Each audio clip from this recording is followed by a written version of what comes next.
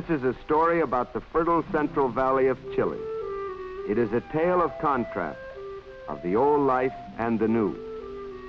For many generations, the farm of Santa Rosa, with its vast fields and its herds of cattle, has been an important source of the wealth of the Tornaca family.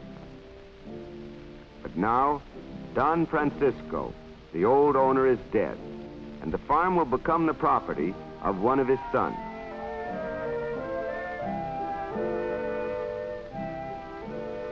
Don Francisco is a kind and generous employer. An old family servant goes to the altar of the chapel and lights a candle in his memory.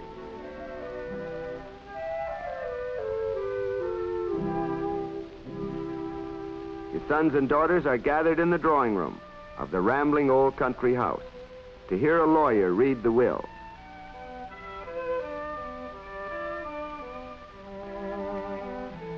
The inheritance is divided. Roberto, the older son, is given the larger of his father's properties, a ranch or fundo known as San Miguel.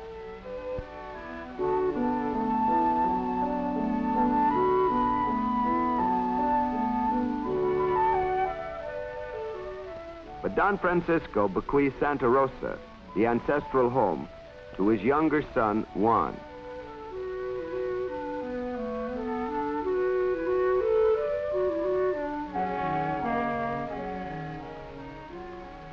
Acres sown in wheat is only a fraction of the fundo which Juan inherits from his father.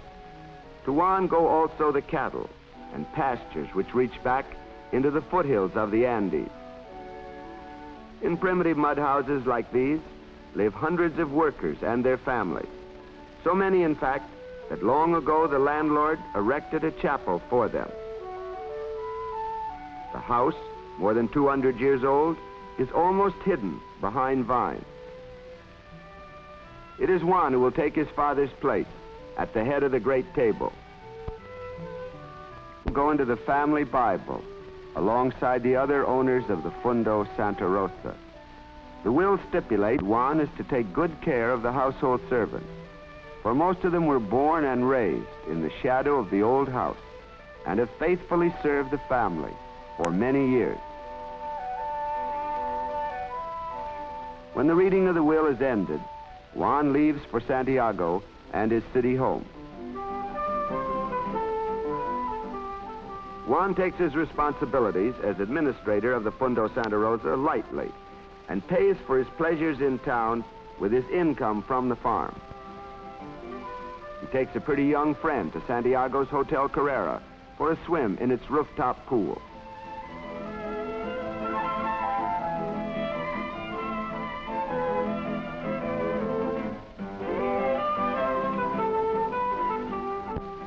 And while its youthful owner remains in Santiago and neglects the farm, life at Santa Rosa goes on in the old way. The flowers and shrubs in the family garden are kept beautiful for a young owner who seldom sees them.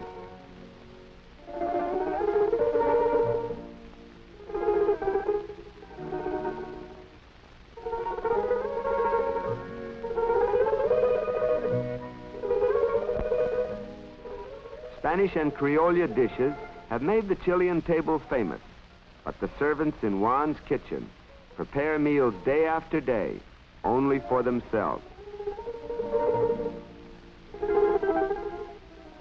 For Juan, like too many Chileans who have inherited agricultural riches, is an absentee landlord. Almost all of Chile's arable land is in single great land holdings, from 5,000 to 50,000 acres, in vivid contrast to the small farms of North America, where the owner and his family do most of the work. Most of the workers in Chile know no other way of life than this. They do not dream of any great advance for themselves, because for 200 years or more, they and their forefathers have lived on the same estate.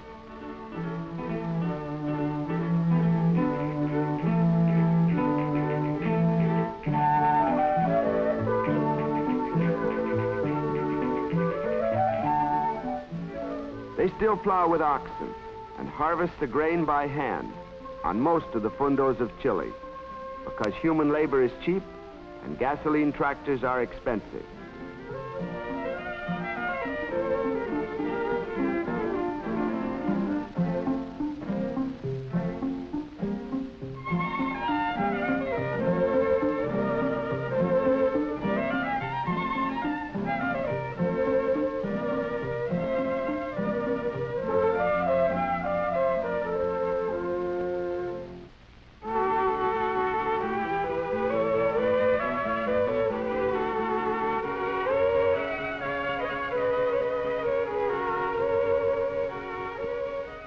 But Don Roberto, the older son, has not been contented with these antiquated methods. He represents an entirely new element in Chilean agriculture. He looks over some of the 15,000 acres which comprise his heritage, the Fundo San Miguel. He attended the State Agricultural College at Ames, Iowa, and he is determined to put into practice some of the methods of modern agriculture which he learned there. He explains his projects for improvements to his foreman.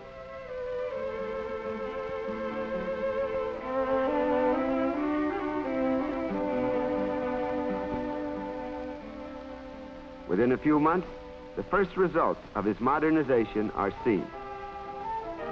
The traditional oxen used for plowing have been replaced by tractors. The saving in time and labor has enabled him to put an additional 1,000 acres under cultivation, fertile land never used before. But even though threshing machines replace horses, and Don Roberto doubles his crop of wheat, still Chile must import food from the outside to feed her people. The country simply does not raise sufficient food.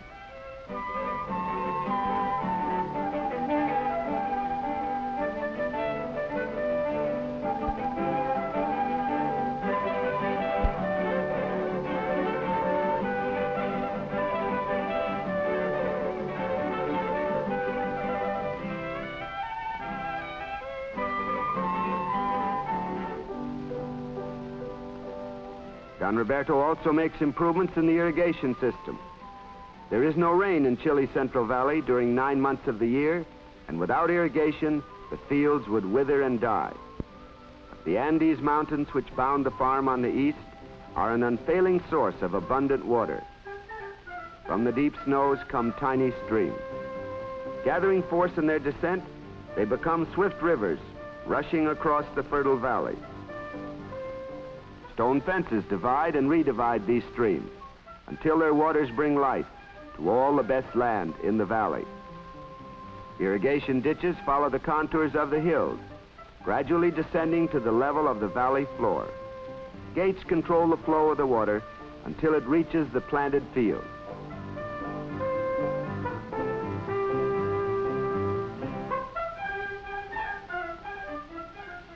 An important innovation at San Miguel was the planting of hemp, which is widely used for making cording and rope. Don Roberto realized that hemp could become an important cash crop for Chile.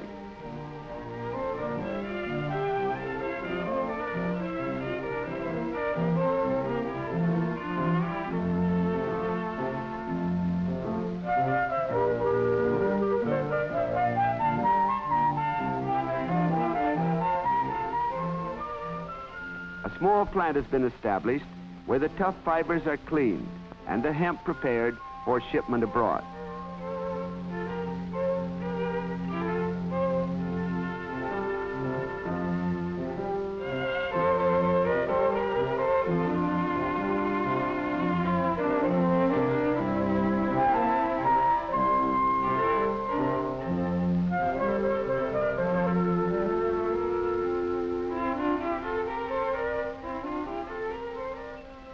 Don Roberto's fine herd of cattle is producing milk which is later dried in this modern plant and sold in powdered form throughout Chile.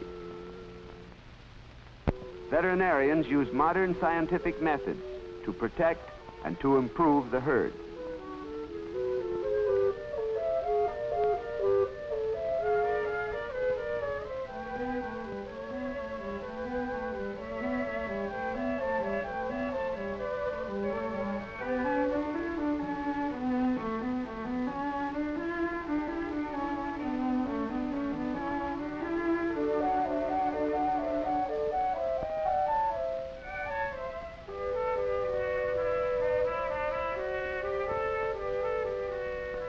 Each pedigreed animal has its own production chart.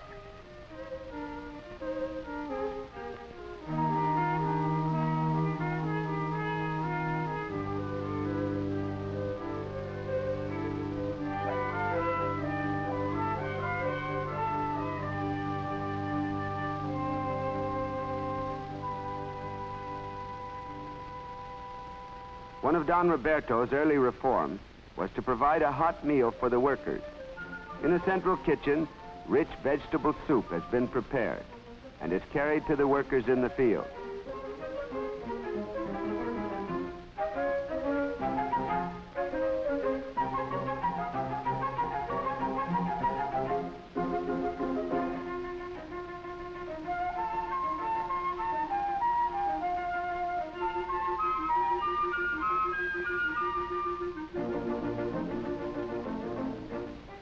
Many of these men are descendants of Spanish invaders who took Indian women to be their wives. Though poor, they are proud of their heritage, for in their veins flows the blood of the Araucanians, the fierce tribe that the Spaniards never entirely conquered.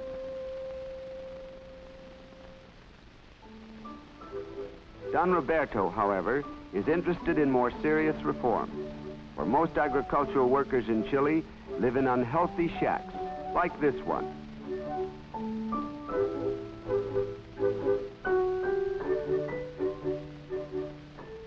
It is difficult for these people, who have struggled along for generations with little help, suddenly to realize that the lord of the manor is taking a personal interest in their living conditions. His offer to build a new house for this worker and his family meets with some skepticism. With an architect, Don Roberto examines the plans and then the model of the new house. 20 of them have already been built, but it will be some years before all his farm workers can be properly housed. Constructed largely with materials produced on the farm, these houses can be built cheaply and quickly. A few people in Chile dream of the day when all farm workers will have housing like this. On this fundo, each worker receives a 2-acre tract of land. He gets a little time, morning and evening, to work in his own garden and thereby earn a little extra money. For in Chile, even on a progressive fundo, wages are low and leave little money for shoes and clothing. Primarily, the garden is for their own table, and most of the land is sown in potatoes and beans, carrots and peas.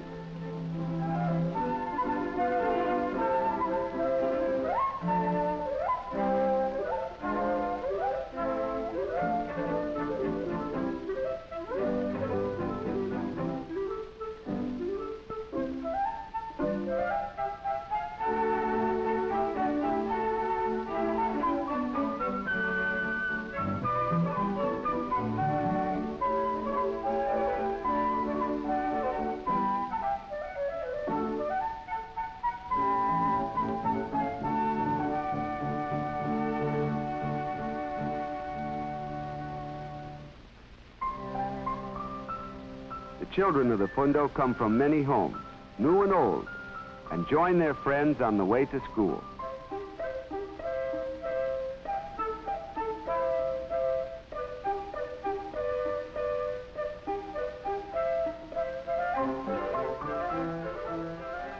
The fundo extends over many square miles, so some pupils come by mule and on horseback. The Chilean law provides for compulsory education, but many landlords have ignored the law or provided a bare minimum. The girls wear white smocks for their school uniform, and the boys blue denim.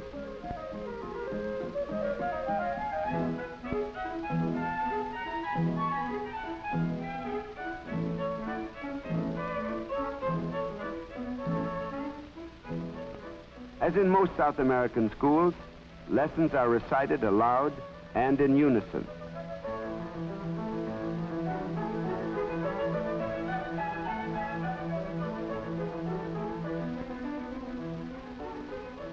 In history class, a boy completes a drawing of the Chilean flag as the teacher explains the significance of the 18th of September, the Chilean national holiday. Free lunch is prepared for all the children. Today's dish is cazuela, a favorite Chilean stew or soup.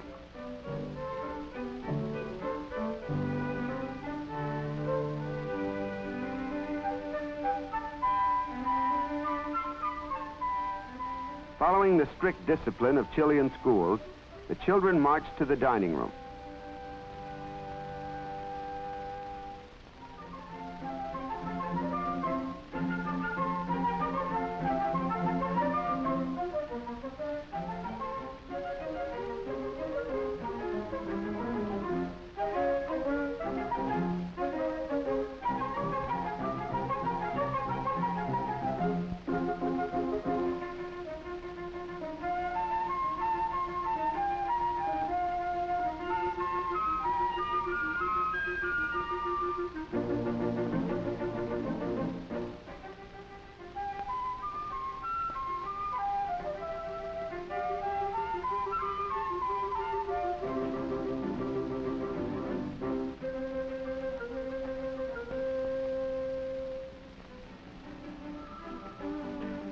Most fundos do not have a doctor or a trained nurse, but San Miguel has a modern clinic where a doctor is in attendance twice a week and where farm mothers bring their babies for treatment. Working women may leave their children here during the day.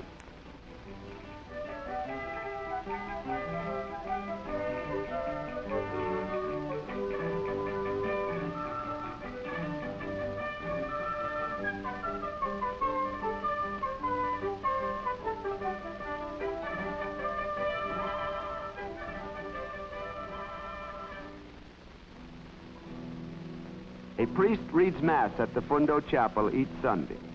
And on special occasions, like this First Communion, services are held out of doors.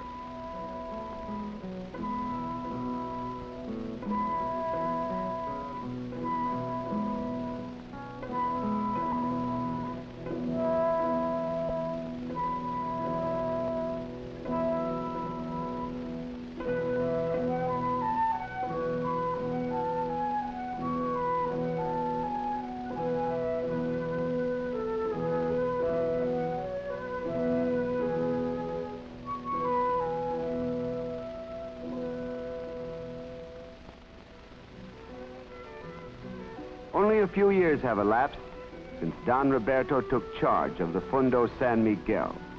His brother Juan, after long absence, has come to see the changes that have been made. Don Roberto points proudly to improvements in the irrigation system. His prize imported bulls are brought out for his brother's admiration. He demonstrates an improved variety of wheat.